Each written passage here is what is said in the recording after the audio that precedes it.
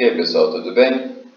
Dando prosseguimento ao nosso curso de eletrônica analógica, hoje nós temos como objetivo falar sobre as fontes, sendo que nós temos as fontes de tensão e corrente alternada e as fontes contínuas de tensão e corrente contínua. Também vamos analisar qual a aplicação do diodo quando nós temos uma fonte alternada e queremos transformá-la em uma fonte contínua. Vamos ver essa aplicação vendo um retificador de meia onda. Uma fonte de tensão e corrente senoidal é uma fonte que tem intensidade e direção de corrente que variam ciclicamente ao longo do tempo. Isso quer dizer que o meu valor de tensão ele tem um valor inicial, esse valor chega a um valor máximo, ele volta ao valor inicial normalmente zero, depois ele vai a um valor mínimo e volta a zero. Então ele tem um comportamento que varia ao longo do tempo. Consequentemente, se o valor de tensão varia ao longo do tempo, a corrente também varia ao longo do tempo.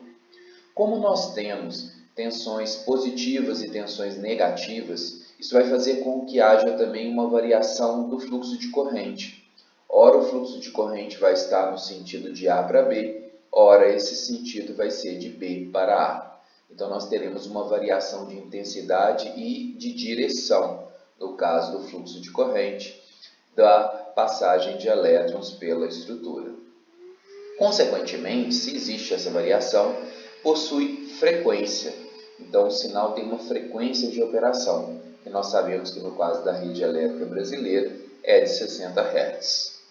A forma de onda mais utilizada para esse tipo de comunicação, para esse tipo de transmissão de sinais, que no caso tem o objetivo de transformação de energia elétrica em trabalho, neste caso específico é a onda senoidal. Então é um seno, mas também existem ondas quadradas e ondas triangulares que podem ser gerados por conversores de corrente contínua em corrente alternada, mas também você pode pensar na transformação desses conversores também numa tensão e corrente senoidal. Esse sistema surgiu com Nikola Tesla, que desenvolveu esse sistema com o objetivo de fazer a transmissão de energia entre duas cidades de Nova York, próximas a Nova York.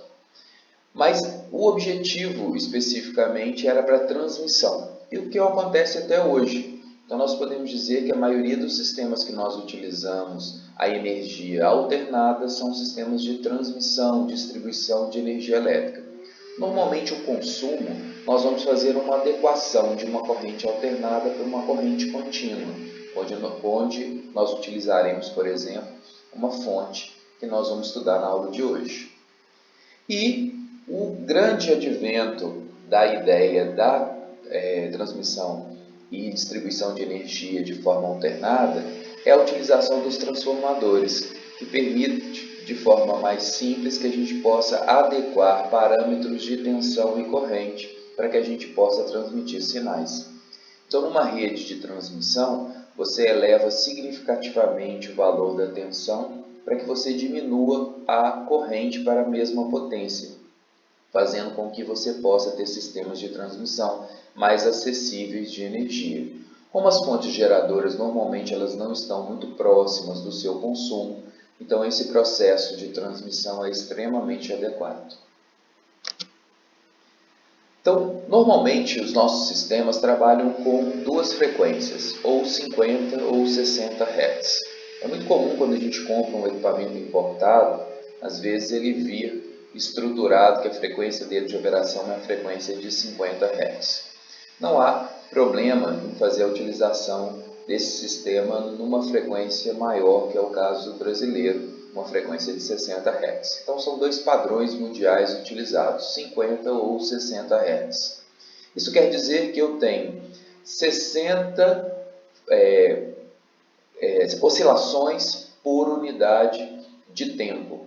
Se cada ondulação ou cada sistema de variação tem um pico positivo e um pico negativo, então eu tenho 120 oscilações ou passagens pelo fluxo zero, ou pela tensão zero. Isso quer dizer que a gente poderia considerar que o nosso equipamento liga e desliga 120 vezes por segundo, que é a representação da frequência.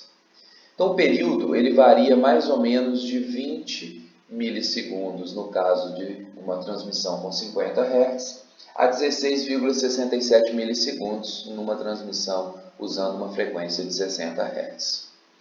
Como nós podemos observar aqui ao lado nesse desenho, essa ilustração traz então o formato do funcionamento de uma rede senoidal, considerando uma onda senoide, uma senoide como operação. Nós podemos observar que está demonstrado aqui que entre o início e o fim de um processo nós temos uma transmissão representada por um período, que no caso de 60 Hz representa 16,67 milissegundos. Ou nós podemos considerar também as cristas, como nós estamos falando aqui, ou os pontos onde nós temos o início e o fim de um processo de transmissão, onde eu tenho um semiciclo positivo e um semiciclo negativo nessa representação. Como nós podemos ver, esse elemento ele tem um valor máximo, um valor de pico, que é o valor onde nós observamos aqui o maior valor da crista. Então, é o maior valor de tensão que a gente tem no processo de transmissão. Por exemplo, numa rede de 220 volts, esse valor é aproximadamente 311 volts. Isso quer dizer que você tem um pico de 311 volts entregue à sua carga. Mas, na verdade, a gente considera o 220 porque 220 é considerado o valor eficaz. Ou seja, é uma aproximação. Então, nós vamos aproximar essa senoide, utilizando aqui uma integral, para que a gente possa chegar à ideia da composição da área que isto aqui ocupa linearmente. Então, o valor eficaz, que é o valor que nós utilizamos e consideramos na estrutura de transmissão de dados, e quando a gente fala de uma rede elétrica, então a gente fala que nós temos sinais eficientes ou eficazes de 127 volts ou de 220 volts. Nós temos também a condição do valor instantâneo. O valor instantâneo é aquele que a gente mede numa unidade de tempo, ou seja, no tempo 1 eu tenho um valor máximo de tensão. Esse é o valor instantâneo que nós podemos querer determinar. Para isso, teremos que ter a utilização da expressão. E o valor de pico a pico, ou seja, o valor entre o máximo de cima e o máximo de baixo, que relacionaria então esse valor de tensão de pico a pico, ou a variação máxima de tensão que a gente tem nesse circuito senoidal. Outro tipo de fonte que nós temos é a de corrente contínua, que é um comportamento onde nós não temos a variação da intensidade nem da direção do fluxo de corrente. Então, por exemplo, uma bateria é uma fonte de alimentação contínua. Então, a tensão ela sempre vai ter a mesma característica quando aplicada a um circuito. Você não varia a bateria, ou seja, você não muda a polaridade da bateria. E, consequentemente, o fluxo de corrente acontece sempre do mesmo lado, ou seja, sempre no mesmo sentido. Então, é um circuito que não varia nem sua intensidade de tensão, a tensão é contínua, ou seja, se mantém durante toda a unidade de tempo, e a corrente também não muda sua direção, ela está sempre em uma direção convencional, por exemplo, do mais para o menos.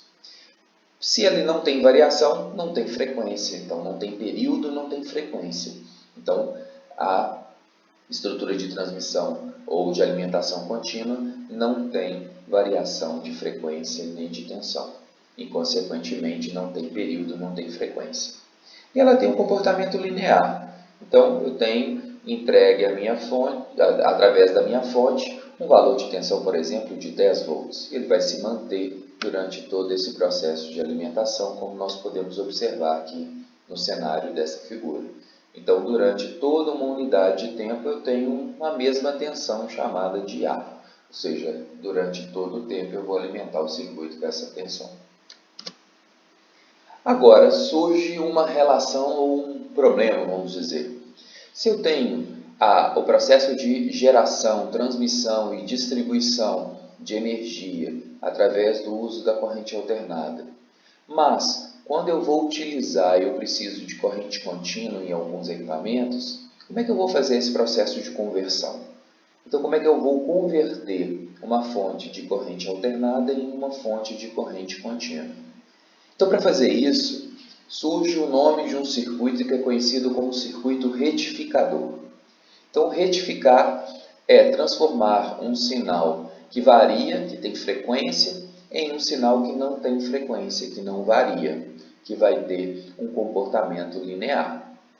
Esse circuito é um circuito conhecido como retificador. Mas, neste processo, para fazer o processo de retificação, é necessário empregar o diodo, porque é um elemento que permite o controle de fluxo, ou seja, você pode determinar de forma estática o chaveamento, ou a possibilidade de você abrir ou fechar um circuito de acordo com o sentido do fluxo de corrente. Como nós podemos observar aqui na figura abaixo, normalmente nós utilizamos primeiro no processo de retificação o transformador.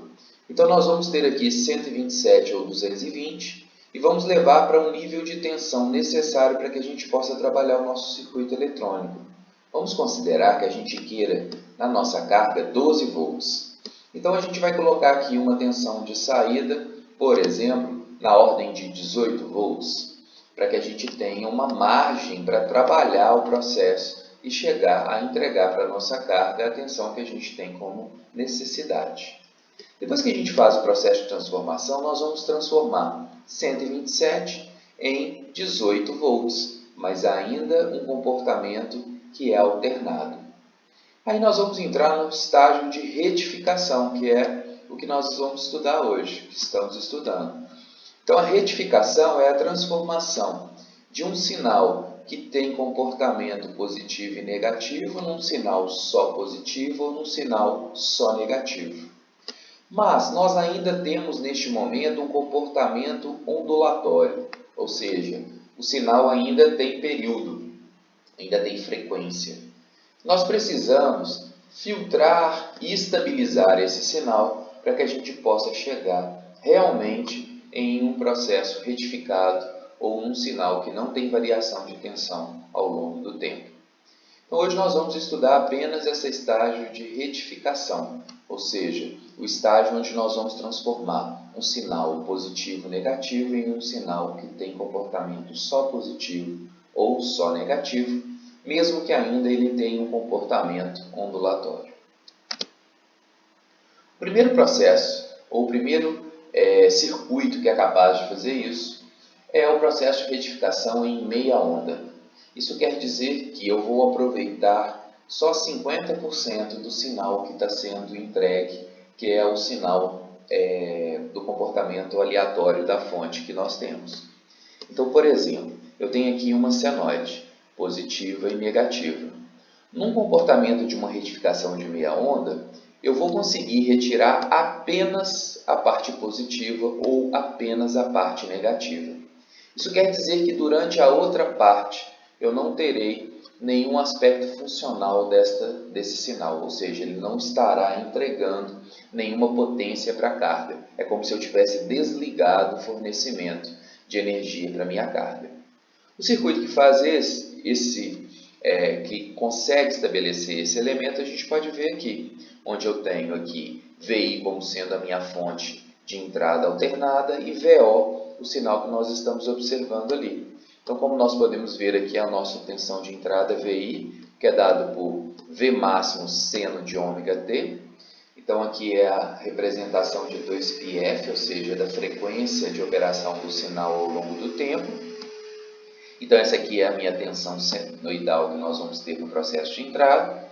Eu vou trabalhar aqui o processo de retificação e eu vou entregar para a minha carga uma tensão de saída neste comportamento, onde metade do período onde eu tenho um comportamento positivo eu tive um fluxo de corrente e onde eu tenho um comportamento negativo ele bloqueia a passagem. Nós podemos observar melhor utilizando este exemplo.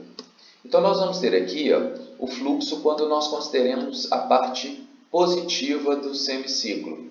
Então eu tenho o fluxo convencional do mais para o menos. Consequentemente, isso permite que o meu diodo esteja diretamente polarizado.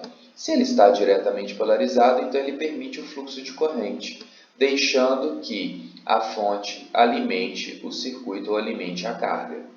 No momento que o meu sinal senoidal se torna negativo, então neste momento eu tenho uma variação do fluxo de corrente, porque convencionalmente ele vai do mais para o menos.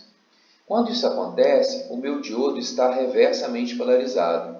Se ele está reversamente polarizado, consequentemente ele funcionaria como uma chave aberta. Se ele é uma chave aberta, então nós não vamos ter o fluxo de corrente. Então, durante essa unidade de tempo, a tensão aplicada sobre o circuito é igual a zero. Então, observando aqui um elemento maior, nós podemos dizer que eu teria parte desse sistema em funcionamento, esta parte não funciona. Parte em funcionamento, esta parte não funciona. Então, se nós determinarmos que a tensão eficaz dada para um circuito é mais ou menos 0,71% da tensão aplicada, então nós já vamos ter uma queda de metade disso, que dá em torno de 0,318 V máximo. Então eu vou ter aí uma entrega como tensão de saída bem menor do que o que eu tinha como uma tensão de entrada, para que eu possa compensar esses momentos onde eu não tenho fluxo de tensão sobre o circuito. Então eu vou ficar parte da minha unidade de tempo sem aplicar nenhuma tensão sobre o circuito de saída.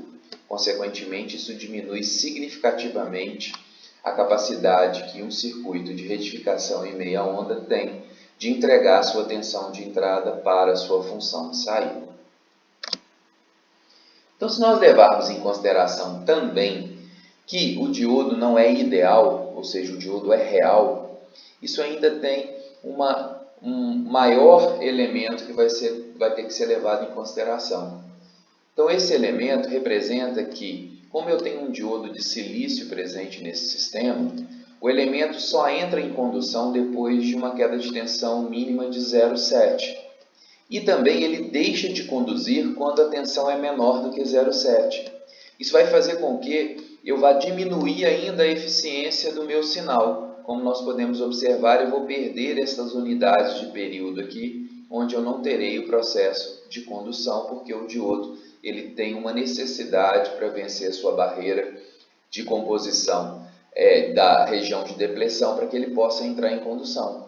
Para isso acontecer, eu ainda tenho uma perda um pouco maior desse processo e ela pode ser calculada com uma tensão de corrente contínua que eu vou entregar para a minha carga, ela é de aproximadamente o 0,318, mas aí eu tenho que considerar o V máximo menos o VK, onde o VK é a tensão de condução do diodo, que no caso do silício é de 0,7. Isso ainda diminui significativamente o meu processo de entrega. Então eu deixo aqui um exercício para que vocês possam calcular qual é este valor, considerando aqui que você tem uma tensão de entrada de 20 volts alternada. Você vai ter aqui uma representação da sua tensão de saída, então eu quero saber qual que é a tensão de saída. Lembre-se aqui de verificar a polaridade de condução desse circuito, se ele vai conduzir quando o semiciclo é positivo ou quando o semiciclo é negativo.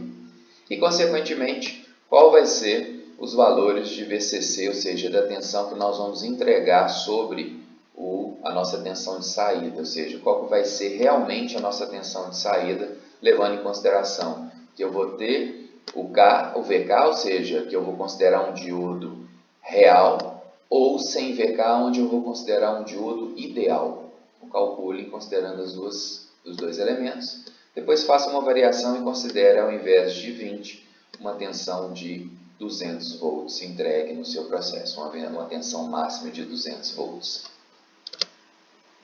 Um outro parâmetro importante para a determinação de um projeto de um retificador é a tensão de pico inversa. Então nós vimos que o diodo ele pode funcionar na função Zener, que é aquela onde ele trabalha na polarização reversa.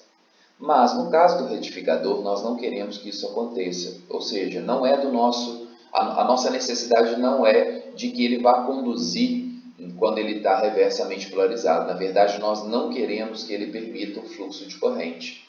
Isso quer dizer que ele vai estar sendo imposto, ou será imposto sobre ele uma tensão que ele terá que suportar, que ele terá que ser capaz de suportar e não levar à condução.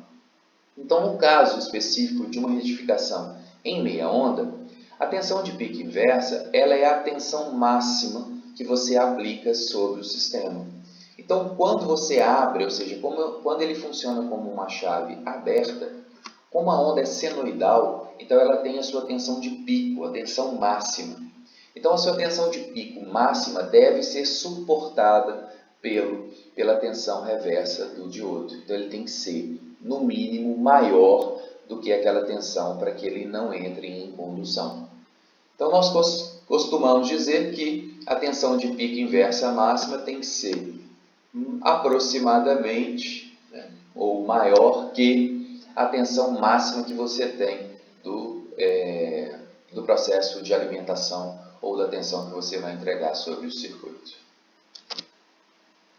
Então, na aula de hoje nós vimos o que são as fontes alternadas, quais são suas características, a representação de que ela é uma fonte que tem variação tanto de valores de tensão quanto valores de corrente e de sentidos de fluxo de corrente quando em funcionamento. Vimos as fontes de corrente contínua, que são aquelas que não variam no tempo, que têm um fluxo de corrente sempre na mesma direção. Vimos como é possível transformar uma fonte em outra utilizando o elemento conhecido como retificador. Começamos a estudar o primeiro processo de retificação, que é a retificação em meia onda, onde nós vamos aproveitar parte do semiciclo para que a gente possa entregar como potência de carga. Nós vimos que esse circuito ele exige muito do sistema, porque ele aproveita apenas parte do semiciclo, fazendo com que ele tenha uma eficiência baixa. Depois nós vamos estudar processos que são mais eficientes.